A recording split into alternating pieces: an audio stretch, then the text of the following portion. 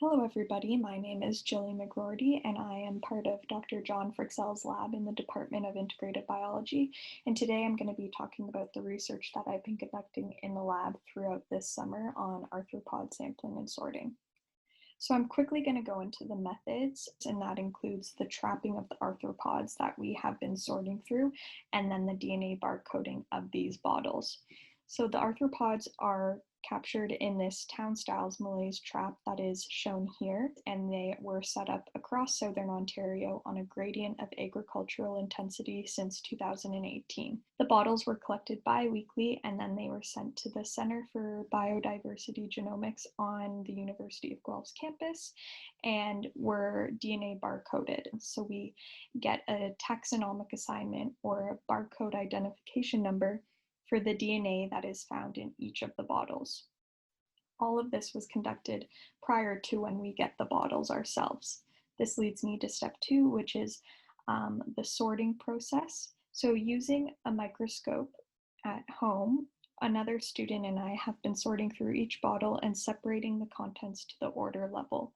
So that means we're putting all the flies together, all the wasps together, all the moths and butterflies together, and so on. We count and record the number of specimens in each order and then place them into their own vials as shown here. Now I'm going to quickly talk about some of the findings that we've had. So we haven't actually conducted any experiments or studies on these sublots yet, so we only have raw data for now. But this just gives you an estimate of what we've been kind of doing throughout the summer. So we've gone through 34 bottles with a combined wet weight of 469.61 grams. There's been 11,562 bins throughout these bottles, 386 sublots, or each of those little vials. And then we've counted 112,715 individuals.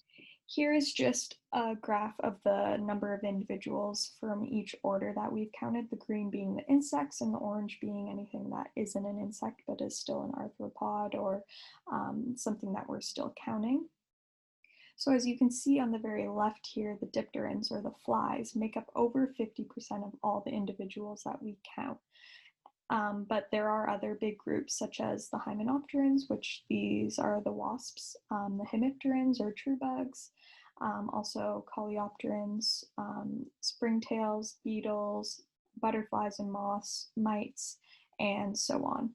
And then this little graph just shows you those last few orders that don't really show up on that big graph because they're all under 100 individuals.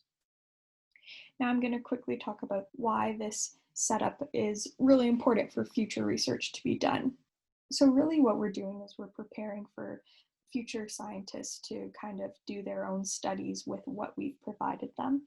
So for example, if you want to look at certain groups of pollinators, you can conduct your study on that, or you can use the EPT index, which uses the ephemeropterans, the plecopterans, and trichopterans to assess water quality in a certain environment.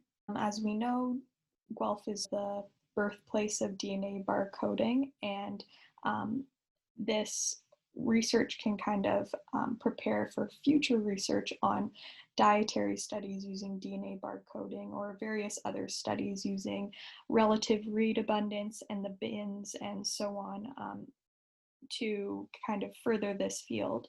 And as well, we've been saving the excess ethanol that was carrying the insects, and this excess ethanol can be processed and analyzed and used as environmental DNA to also further the field. Finally, as we all know, the decline of insects is a very big topic in conservation and ecology right now, and if we look at these different sublots and in the different bottles at different times and different places, we can look at temporal and spatial changes both within and between orders. As well, as I mentioned earlier, these bottles were all collected on a gradient of agricultural land, and we know that agriculture has a huge impact on global insect decline, so we can also use this to assess like population health and declines and fluctuations and so on. So I'm really excited about this research, and I hope you are too, and I hope that you will all ask questions if you have them, and enjoy the rest of the presentations. Thanks.